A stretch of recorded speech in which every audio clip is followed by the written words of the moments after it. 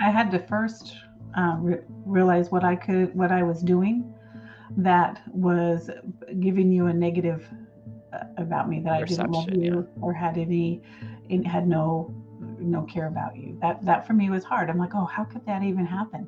But I had to look at myself. Well, how have I been responding? How have I been available? How have I nurtured this relationship? Especially we're family, and to me, a family is should be a close relationship. I know it's not for everybody, and I'm still working on some of those areas of my family that have kind of slipped away. But I desire to have that closeness again. So that was the first thing, and that was me, because I get to control how I respond to my family members, the people that God has put around my life, my friends, my neighbors, whatever. So that's just about me. I can't expect everyone else to change so that Right. I can like them or interact with them or whatever. So that was the first thing, was figuring out how I was putting off a vibe that was not approachable. And that was hard for me to realize. Hey, everybody. Welcome back to Splintered Grace. It's Monday morning, and we are excited to hear from you. I'm Tina Frank, and I am here with my wonderful, wonderful co-host. Hi everyone. Bonnie Violet here. So glad that you're here. I'm a transgender queer drag queen, and I'm really excited for our episode today. That's awesome. All right. I can't wait. I know, right? So we're gonna try something new. I guess everything is new, right? Because we're still figuring this out. But we're gonna try something new. I've been seeing this. Been seeing people reviewing and having reactions to videos, and there's a particular video that came out recently that it's a Justin Bieber song called "Holy." That last scene reminded me of my family. Actually, my dad was always bringing people home. My dad, when I was younger, dad was always picking up hitchhikers or bringing people from work. Or, I mean, we had people who became practically family after my parents kind of bringing them home for a meal or for a place to crash for the night or whatever. I mean, that's how like Dave and Dave and kind of became part of my life. Even they just do that a lot. So again, that's kind of that generosity. That's awesome. You had mentioned before too, like we were going to talk a little bit about like work in this time. Like how is that kind of came up in the conversation, but how has your work been impacted by, I guess, the state of the world at this moment? Well, we've actually had to just make a decision to not reopen from COVID. We're being very optimistic. It was really hard making that similar announcement to all my team, which I'm hoping they all landed well. We tried to do the best we could to make sure they had all the tools that they needed to hopefully find another opportunity. We're still doing that and partnering with them to be replaced with something that they enjoy.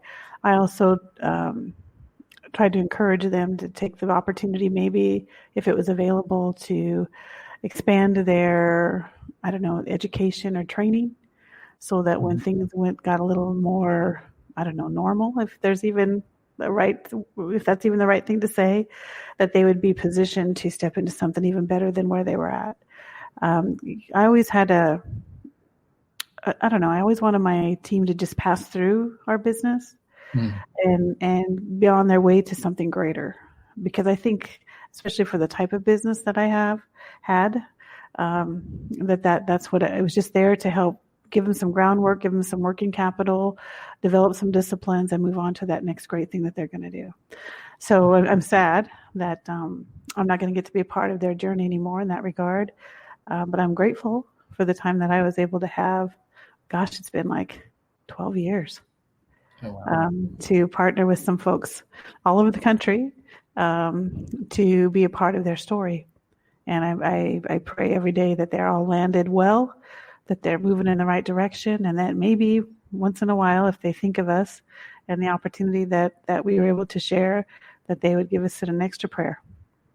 So, but yeah, it's tough. And I felt guilty for a long time about it, but I've realized that, you know what, change is good. And as uncomfortable and crazy as it can be, I know that we're going to figure it out and be all right. And I just got to believe that they're all going to do that as well. Yeah. So thanks for asking. For sure. That's a big It's a big, big loss. It's definitely an adjustment. Yeah. But on the other hand, it freed up some time for me to spend some time with you on Monday mornings. So I'm grateful for that. Do some new things. Yeah, absolutely. Absolutely. Yeah, I felt like for the like this time also caused me to make some, well, I don't know, like I guess I had more choice, like I had more choice in my decision to leave work. Mm-hmm. But it kind of got to a space where there was no choice, because I knew it was I just knew it was time to be done. And the choice to stay was it was no longer a choice on my heart and in my spirit, and it just like, for me, it's like now is the time. Like for me, I feel like that's kind of like my little mantra, if you will, with everything. It's like, now is the time. Like, if not now, when? I've been dreaming doing this queer spiritual work since 2000, I think 14 is when I first started a queer chaplain, and it's just kind of been this thing on the side. And so to finally just say, you know what, I'm just going to focus on it. Happens. Yeah, it feels good. I mean, it's good timing. I believe everything kind of happens. I believe it's helpful to believe that things happen in their own time, and eventually it kind of makes sense. Like maybe there's a reason to it. Yeah, absolutely there is. Yeah. So now absolutely. Pardon? So now where do we go? I don't know if playing the song was a good thing, but we tried it. Right? Doesn't matter. We had a good conversation, and really that's what it's all about. We want people to be open for conversations, conversations that are maybe make them uncomfortable. There's a passage in the Bible. I don't know if you've heard of it. It's called the Prayer of Jabez. A few years ago, it was like a big thing in the church. People liked it. People hated it. Everyone fought about it. The normal stuff that happens on things like that. But there was one thing in there that just landed with me, and I can't give you the exact scripture reference in there. I apologize. That's not my strong point, is addresses. But it said, "Expand my borders." Expand my borders was one of the part of the prayer. Expand my borders. Do something so big in my life that it has to be you. And when I think about opportunities like this, so when I talk about change and it's always good, that's what I believe. I think the business closed. It's going to be fine. I believe we did the best we could with for the people that were still working under us. I'm hoping they're all, but I feel like God can use this to expand our borders. So like you, we stepped out, we tried something different. That's an opportunity for us to expand our borders. Some are going to be successful, some are not. But I'm so excited because I chose and to close the business. In the long run, I could try to rebuild it and do that all again if I wanted to. You chose to step away from a place of employment. But it's interesting that we're both here and we're both in the same expansion opportunity. Think about this. So the expansion point for you is access to the people in the community that God has set me in. For me, the expansion point is opportunity to be heard and potentially seen by the community that God has placed you in. And the fact that He put us in family, I believe, weaves us together for purpose. And so I really feel like this is an opportunity for our borders to expand. However that looks like, it's going to probably be unique for both of us. But I think it's going to be honoring to not only you and I, but to all the people around us. And that to me is what's amazing. And if we look even at this music video, that's what happened. That's what happened for every person in that little video. I thought that's kind of, I think the continuation is the conversation that we continue to have about whatever topic God puts on our heart or what we choose. Right. Well, I feel like I've heard you say this a little bit too, but I think I just also reached a part in my life where I was just like, in a lot of ways, I was just tired of the same old thing. Like I felt like in a lot of ways I was just kind of in the same sort of like pattern, if you will. And in a lot of ways, I just wasn't excited about anything. I wasn't, I wasn't maybe hearing new things or learning new things or doing new things as much. And it felt like I really wanted to do that and needed to do that. And part of that is being in different community with people doing different things with my day, whatever that might be.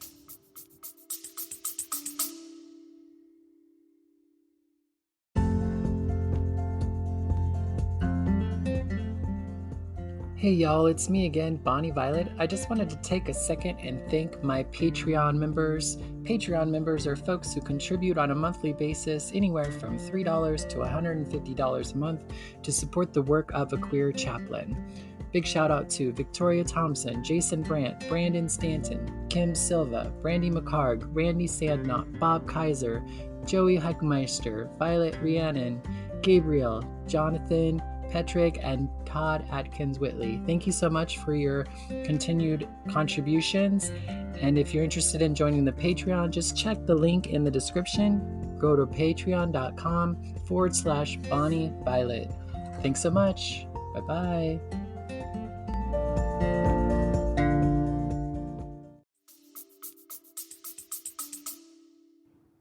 So that's so key, changing up your norm. I've become very systematic as I've gotten older, and I realized, and I'll share something else if you don't mind. Last night I went to a girlfriend's house. She had a group of us over, and we listened to a concert, and a little bit of teaching from a pastor that we all enjoy, and something that she said really, really hit me. I'd have to say this was my takeaway. In addition to the opportunity to disconnect with these women and talk to them, because it was all women. In passing, the Bible study teacher said, there's a rhythm to your season. And I'm like, oh my goodness, because I'm a firm believer, and I think we've all experienced this, that our seasons of our life changes. Like you and I just went into a new season. Yeah. And so the challenge for us is going to be to overcome the old rhythm, which you were just talking about, and understanding the new rhythm that's going to move us into that place where we're going. And I thought that's really interesting, because I have to be honest, because I've been struggling a little bit with the shift.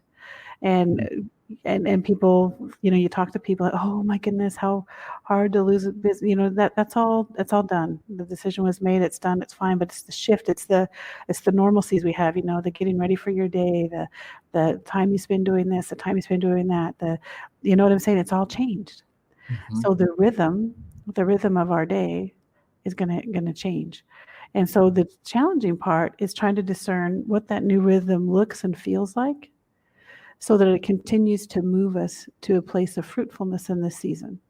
Mm-hmm. Seasons I think are important, and I think they build us up, they discipline us, and they allow us newer opportunities to be kind and loving and even courageous.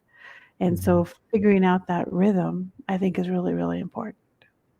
Yeah. Well, and I mean, not to get all spiritual and stuff, but I mean, I think, it's, for me, I feel like this, I feel like, I feel God in this moment, and everything that's happening. I feel like, I don't necessarily believe like God is doing it, but it's happening. I don't know. It's happening in a way in which I think it's creating an opportunity for people to have like a shift, like a psychic shift as a whole, as like a group of people. And a bunch of us are kind of experiencing it a little bit differently. But I think as a spiritual person, I've always felt like a big part of, and even like a different kind of spiritual person, if you will, that I think the key is for me is to be where I'm supposed to be when it's time to say or do the thing that needs to be done in order to cause a positive like shift, if you will, or whatever. But I feel like we're not the only ones who felt like, we're not the only ones that our life was maybe, or I'm not the only one whose life was mundane, that felt like it was full of a bunch of crap that just didn't really matter, that didn't really give me life, that I was kind of doing it because I had my health care, or I had some money, like I could pay for my rent, or maybe even felt nice to like have a job in like one of the top research, units on the globe, but none of that stuff really like was satisfying. None of it was really like, I I don't know. It just was kind of like, I don't know. It was just kind Yeah. of meh, I Yeah, guess. I hear you. I hear everything. It gets mundane. I think you're right. And I think we all desire that, when you first started, it wasn't like that. It was exciting and all these things you're going to do and the Mm. opportunity. No, it wasn't for you. And Not that so, recently, at least, but and so, no, yeah. So I think you're right. There's a lot of people dealing with mundane. So how do we break mundane cycle? How do you think we do that? well, I mean, I think for a lot of people, it's almost like forced. It's out of pain. Mm, I think pain is one of the biggest touchstones for change. I know that that's been my experience. I yeah. will I will keep doing the same thing over and over until it freaking hurts, and then I might still do it, and then eventually I'll stop. And one of the things though that I love about being spiritual, about being sober, Mm, about just sober is just a part of my. That's not necessarily what anyone else does, but like for me, that's a big part of my spirituality, or even what brought me to spirituality. But because mhm. I'm more sober, I'm more present, I'm more in the now, I Yeah. have a lot less tolerance for pain. So it's like I get in pain really easy and really quick. And so that's great because then that causes me not to sit Yeah. in as much, Yeah. um, and to make some sort of action, take some sort of action, hopefully sooner, and hopefully not out of a state of like, I mean, because when you make a decision out of pain, Mhm. um, deep pain, it's just like kind of making a decision out of fear. You're probably not in the best headspace for it. Right. So, so like to make a decision under that, unless the decision is just to surrender, is just to surrender to a higher power or to God and just say, you know what, I don't got this. Yeah. Yeah, that's good. That's wisdom right there you just shared. That's exactly right. I agree with you. I agree with you. That's a And big thing, is just being able to just surrender and go with the flow of like of life. I mean, I think it is out there for us, and I think that we all have an opportunity to live greatly if we just allow ourselves. I agree. And I hope, we're talking about what do we see or how we perceive when we talk to that video. As I'm hearing you talk, you said how you perceive life, and the first thing that popped into my head was that is so right. We need to pursue and flow in the river of life and not culture, Mm, because I think there's a big difference. yeah. Culture changes. Culture is going to be something that's going to dictate and move and shift based on the next whatever thing. And to be in the river and flow through life, I think that's exactly right, because there's definitely a difference between life and culture. We were just talking about the fashion and how it's coming back to maybe the 80s or the 90s, and that's culture. Yeah, that's Mm, culture. I don't want to be stuck in culture. I don't want to be stuck in that. I want to be stuck in life that's flexible, like you said, that you can just go with the flow and allow yourself to just be at ease at different levels, go through that pain motion so that you can keep going and keep flowing and keep going. I think that is an amazing analogy and statement that you made, and yeah, that is really awesome. So live life, not culture. I think that's yeah. amazing. Yeah, well, and That's one of the things, and I think sometimes that stuff can be intermixed, or can like, like culture can be, I guess, impacted by, right? Like, yeah. Oh, definitely. Because I mean, as we're living life, we're flowing in and out of the culture of the life. right. And that's where the change comes in. You see, the change that you were talking about that can be comfortable or uncomfortable. As the Mhm. culture changes and shifts, as we continue to choose the flow of life, that's going to pull us in and out. We're gonna wear the trendy clothes right now, and then we're gonna I not wear the trendy clothes right now. You know what I'm saying? And we're Right, gonna right. we're gonna show. And I know it goes deeper than that, but I'm just saying that's the growth. The growth that we're feeling as a nation here. This pandemic, as horrifying as it can be for some people, I think there's been a lot of good things that have come out of it as well. I mean, you and I are an example of that. Although I had to do this painful thing and it Mhm. affected the people around me and caused them all pain, I'm sure that it did. I think the fact that we both have a new starting point to flow and change and move and experience life in a different capacity, it's no longer going to be mundane. You know, Mhm. when I had to choose to not open my business, you know why I chose it? Not because I couldn't rebuild it, not because the opportunity still couldn't be done, but because I didn't want to be doing the same thing I've been doing. Yeah. And if I figure if I'm going to work that hard, because I know I'm going to work hard, that's how you go from season to season. I don't want to rebuild something that I've already had. Mm. I Yeah. want to rebuild something that's new. I want to rebuild something that's going to be new, not just for me, but for the people around me. I want to have new experiences. I want to enjoy my life. I believe that the people that were affected by it had that same desire, but they're just stuck in survival. Mm. And so I'm hoping that we can get past that and move to that next place. So yeah, a culture definitely has a bearing on it, but I think that the life and the culture still makes a difference as to how we transition from culture to culture. Indeed. So my Indeed. 2 cents. It's a great 2 cents. Yeah, I was trying to. What do we say? Well, you and I never seem to have a problem having a conversation. So Yeah. The other thing that was kind of coming to mind when you're speaking was just about timing. Like I felt like, like our relationship didn't just start 4 episodes ago. true. Like it didn't just start because we, decided to do this podcast together. We actually have been in relationship for 2 years now, Yeah.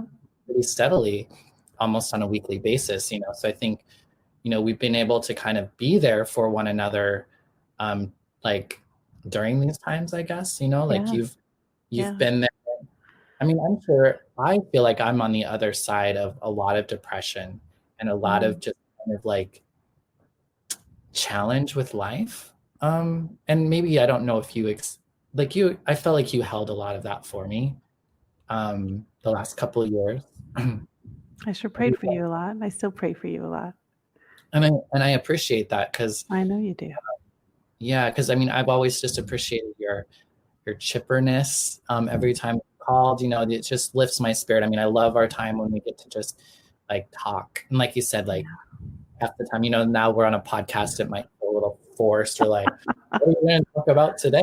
But normally we just like call each other up and say, hey, and talk about whatever might be Yeah. going on, Yeah. And I know for me, like I've had a really hard time with just, and I don't know if it's just because I'm in my 40s or like where I'm at in my life, but I've had a lot of challenges with just my origins, and like understand kind of, you mentioned like poverty being kind of a state of mind and that's not in the sense of like my state of mind needed to change. And Yeah.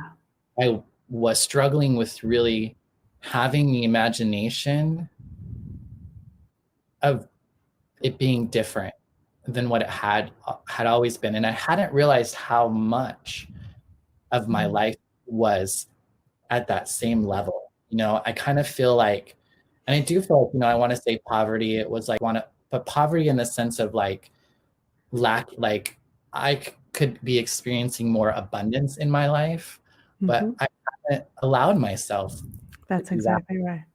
And I believe I've been told somehow I got the belief that I didn't deserve abundance and that maybe even abundance was actually kind of like selfish, greedy, not cute, and Yeah. and that's just like kind of a lie, maybe. It definitely is a lie. No, maybe. It definitely is a lie. Yeah. It's a lie. Figured that out a little bit more than I have. Maybe. And I think it's just because I've allowed myself to be more free in my thought processes. Mm-hmm. I had my grandkids over here this weekend, and watching them. He's 12 and she's 10, and it's interesting because she spends more time at her dad's house, and he spends more time at his mom's house. Mm-hmm. And they have stepdad and a stepmom in both those households as well. So when the two of them come together, the difference in their language is amazing to me. So she comes over and we're working in the garden together, and she's like, it takes a team to make the dream. That's her perspective. I'm like, that's a great thing. She said, my dad told me that. I said, well, grandma's going to use that. And she's like, okay, I'll tell dad. I said, tell your dad. Thank you. And so, because that's perfect. It takes a team to make a dream, because that's true. That's true. You and I can't be amazing all by ourselves. We just can't. There's two. We're amazing, but we can't be completely at fullness. Well, then my grandson, and I know he's challenging because he's got a lot of things going on, but he tends to be a little more, it's going to turn out like this anyway, so I'm not even going to bother. Mm-hmm. And so it was a challenge for me this weekend to take the positive on both of those, and to see how the one another, as they engage one another, how they impact one another. She was positive enough that he got annoyed. Right. He was not positive enough that she didn't want to hang out with them. Mm. So when I look at these kids, and these are kids just figuring it out, and you know what? They have amazing parents, and parents don't do stuff right. They just don't. I didn't do stuff right. My parents didn't do stuff right. It's just not, I'm not going to be a great grandparent. I mean, good, but I'm going to make mistakes. So when I look at these kids, so I've learned that the first thing I need to do is just be positive and be stable. That's the best thing I can do for the people around me, is to stay positive and to stay stable. When the opportunity comes and that I think that they'll hear me, then I'll offer up something for them to consider. And I think that's another thing that we have to be careful of, because we can offer up things for people to consider, but we can't dictate that they receive it. That they take that on and do whatever. Just like our conversations, when we talk, we share, and we throw things up to one another. Mm-hmm. Now, if you run with it, great. If you don't, I don't get mad about that. Same thing. You offer up things to me that are awesome, and sometimes I grab hold of them, sometimes I don't. But that's what the community is, and that's what life is, in my opinion. And that's how that team comes together to make the dream. Mm-hmm. And so when we talk about that poverty mentality, we all have a little bit of it. We all carry it. Some of us at different levels than others. But part of the journey that we have is figuring some of that stuff out and surrounding us with people. So sorry, I took the long way around. Back to the grandkids. I'll finish that up. So my challenge this weekend, before they left, was I always say to them every time they come over, and they appreciate it. One thing I do, I know they're older and it embarrasses the heck out of them, and I love it, especially if they have their friends with them. I stand out at the end of my driveway while they're driving down the street, and I blow them kisses and yell, I love you, until they go around the corner. My neighbors think I'm a loon. It's fine. I don't even care. But I always say to them before they leave, I hug them, I kiss them, and I say, don't ever forget, you can be who or whatever you want. Don't ever let anyone tell you no. Because I always remember that, according to my Bible, and I've experienced this, that far more than I can think or imagine is available to me. Even just my relationship with you over the last 2 years has opened up for me far more than I could think or imagine, because I wasn't exposed. How can I imagine it if I'm not experiencing it and understanding how it is? I have this little corner of the world, and I think everything is all right here, but it's not. And so if I don't allow myself to open up, and if I don't allow myself to not be stifled by the things that people have around me, because I can't give you something that I don't have. So if you feel joy around me, it's because I have joy. If you feel inspired around me, it's because I'm being inspired. Do you know what I mean? Yeah. So if we can break those cycles, and if we can be that for the other people, even if they're just, on our podcast, just for one another, the lady at the grocery store, that is defeating poverty. And that equates to how people sell themselves out into the marketplace. Yeah. Think about it. They say one person does this job for this amount, this person gets more for it. Well, who was a part of that negotiation? You and whoever was offering the job. I've more than once had someone say, "Oh, this is this much an hour," and I said, "I'm sorry, my qualifications and my expertise demands this much money. You can't have that. Fine, I'm out of here. I don't take the job. I find the right job. I pray about it. I reassess, and I go again." I only did that this last time I interviewed for this job. The last job that I had was the first time I ever. Well, it was the first time that I ever negotiated pay. See? And was to say no. I got $20,000 more than what, I mean, normally it was, it's not, I didn't make it's a lot of money. Like, it's important. They offered me a little less than 50,000. Mm-hmm. By the time I left, I had 70,000. So it's like it was a big difference, but I had to negotiate it. I had to be willing. I was scared. I had to ask other people, like, how do I do this? Like, I don't know how to do it. I had to be really honest with them too. I was like, hey, I really want this job, but like, I just can't make the move from you've told me this other job that things are okay to now come to this new job and do this new thing. And it was just like, but it was the first time I'd ever done it. And then I had another opportunity where I applied for a job while I was at that job. And it was at an organization that I really wanted to work with, even when I first moved to San Francisco, like the place I wanted to work. And and it was the first time I ever did an interview where I was interviewing to see if this was a good fit for me. Yeah, see, that's key. People don't realize they can do that. Anyway, go ahead. I didn't mean to interrupt you. No, it was the first time I was actually like, okay, what's this? What's that? Like it was one of the first times I felt like I was actually like saying, is this job a good fit for me or not? And it wasn't. So I just not to move forward with it. But that was like one of the first times that I've ever experienced that. And I'm 41 years old and I've had a number of jobs, but so much of me was just thankful to be offered, like, just felt thankful just to be thought of. And then I just wanted to be picked. Like I would go to a job interview and I would just be like, pick me, pick me, pick me, pick me, pick me, because you found acceptance in that. So you had to have a perception shift, right? For lack of a better word, or to do that. But I don't think they realize that if we can look at our job situation as you're in the driver's seat, you get to be. And for me, as a Christian woman, I believe that God's already got a path for me, and I believe that He's already paved a way for me because the Word of God says so. But I get stuck in my own head, and I can do things, and I can settle, and it's okay. And God's okay with that. He'll still bless me right there where I settled. But if I'm going to do far more than I can think or imagine, then I have to, one, believe it. Now, I'm not saying go out there and be a drummer if you've never played drums. But I'm saying is assess who you are, assess what you have to offer, assess your joy, because God is our provider, really, at the end of the day. All these things that happen are all under the guise of allowing it to happen or not happen or whatever. And I believe that God is my provider. So who am I is the question that I really have to ask. Who am I? What do I bring to the table in this situation? And do I think I can benefit the people around me in this and still be fruitful and fulfilled? So when I go on a job interview, that's what I ask. For first places I'll look are places, okay, where are my skill sets?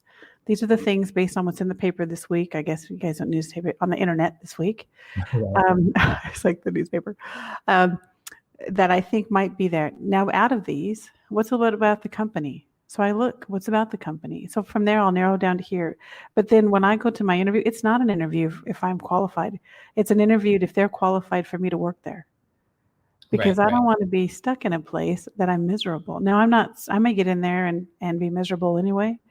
But at least I made that decision, and then I can start the process to find something different. But I always negotiate, and I didn't always, but I always negotiate. And when I was an employer, just like everybody else, I put out an ad, I put the dollar amount in there, whatever. And I was so surprised at how many people just walked in and said, okay, I'll take that. Right. And I'm thinking, well, shoot, that was the bottom part of my range. Right. You know what I mean? And then I had some people that walk in and I had some that just was crazy enough to say, thank you for your interview, but you don't pay enough. I almost didn't even show up today.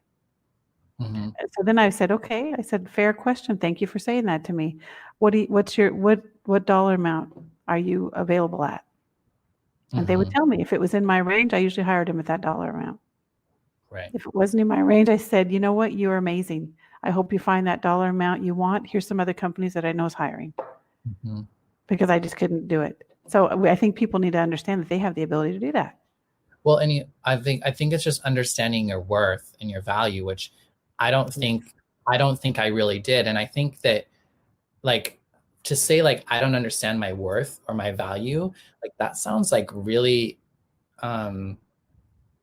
like I want to say like, I don't know if sad, but like, it sounds like very, I guess maybe bigger than, I don't know, like it's more than just about like getting paid a certain amount of money You're or right.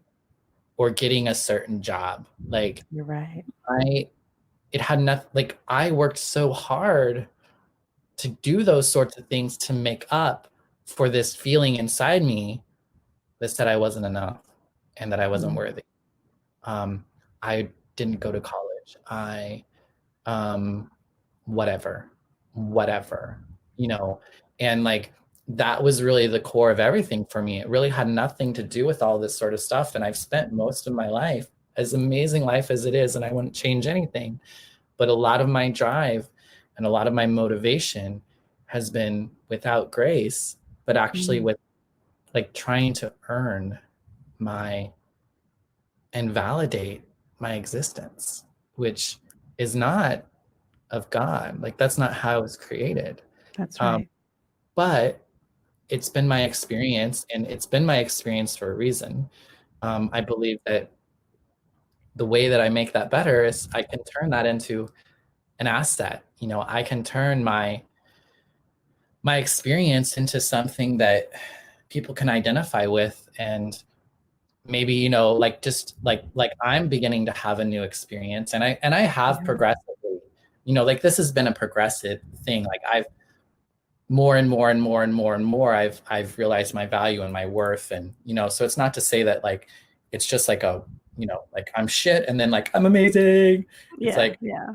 shit, I'm slightly better than shit, slightly a little better than that, and then a little better, and then a little, you know what I mean? Like so it's Yeah. been Exactly. a thing, but there still isn't quite that alignment of like, okay, this is like me and this is like, I don't know, like I feel like there's more of like a bound, like I'm in alignment with Mm. where I should be, Yeah. uh, in the way that I see myself and the way that I see myself in the world.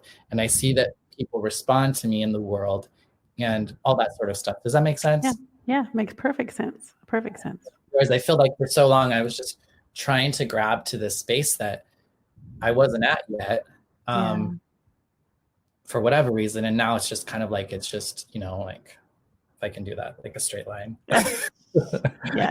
And you're so right. And I didn't mean to go off on a work related or money related thing, 'cause that's not where I was going. So that was perfect. So yeah, No, people need to understand their worth. mhm. Their I don't know, they're just their creative worth, or they're just, I don't even know how to put a word on it. Their whole package worth. Right. Because you're right, it's not about all that other stuff. It plays out in everything though. Like, I mean, I It think of sure like does. what you can look at. Like for me, I can look at one thing and I can look like for me, it became really easy for me to see that at work and how I showed Mm. up. It was really easy for me to see that. I can see it now in my romantic and sexual relationships that there has been this like, again, like me coming to it as if I I didn't have the value, like I didn't hold my, like I held my, I don't know, it was like I I settled Mm. for all I thought I could have instead of reaching towards something bigger, Yeah. um, or better, or even just more in alignment with my, like my soul and my spirit. Hmm. Like, and it's not a, and that's, I think the thing, like when we talk about worth and value, it's not a judgment call. Right. It's just the reality, like it's just the truth of where you're at. Like it's not like I'm not like a horrible person because I struggle with understanding my worth. Like it's No, not, you're not. you know what I mean? Like, but Yep. I think Yep. it's kind of perceived that, I don't know, it can be perceived that way. Yep. Culturally, you are right. That goes back to the difference between culture and life. So guess what? It's like It's that 11:30. almost, yeah, And I like, feel like we have like 10 more things we can talk about. yeah. So Well, I think that's a good place to stop then, right? yeah, I think so. I think so. Well, thank you everyone for like hanging in there with us today. That experimental song thing, I don't know if I'll do that again, but It was fun. I enjoyed the song. So yay. let us know what you think. We didn't have as many people following along with us this week. So I don't know what that was, but that's all good. As always, we meet every Monday at 10:30 in the morning. We're live on Facebook and YouTube. And then we're uploaded then onto a podcast. And you can find us on any of your any platform where you listen to a podcast. You should be able to find Splintered Grace. What else was there was something else I was going to say, but thank you so much for listening. And again, we look forward to hearing from you all, whether there's things you'd like for us to talk about. If you have questions for us, we're really up to all of that. So thanks so much. Thanks again, Tina. I love thank you. Thanks for having me. I really love this every week. All right. And we'll talk to you folks next time. See you, everybody. Mwah. Bye. And we're